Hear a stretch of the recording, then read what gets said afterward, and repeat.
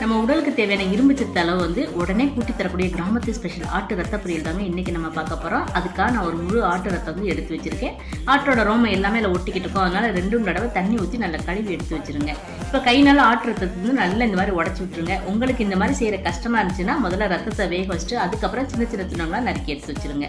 இப்போ ஒரு கடாயில் வந்து கொஞ்சம் தாராளமாகவே நல்லெண்ணெய் சேர்த்துங்க. இது கூட 1 டீஸ்பூன் கடுகு உளுந்தம் பருப்பு, 1/2 டீஸ்பூன் சோம்பு சேர்த்து 2 நல்லா பொரிஞ்ச உடனே பொடியா நறுக்கின சின்ன வெங்காயம், இல்லைன்னா பெரிய வெங்காயம், கொஞ்சமா உப்பு, காரத்துக்கு வந்து 4 பச்சை மிளகாய் நீலாப்புன்னு நறுக்கிறது, கொஞ்சமா கருவேப்பிலையெல்லாம் சேர்த்து நல்லா வதக்கி விடுங்க. இப்போ இது கூட 2 டீஸ்பூன் அளவுக்கு இஞ்சி பூண்டு பேஸ்ட் சேர்த்து அதையும் நல்லா வதக்கிடுங்க. இப்போ நல்லா கரைச்சி எடுத்து வச்சிருக்க அந்த ஆட்டு ரத்தம் அப்புறம் மஞ்சள் 1 டீஸ்பூன் சேர்த்து நல்ல மிதமான தீயில நல்லா வதக்கி விடுங்க.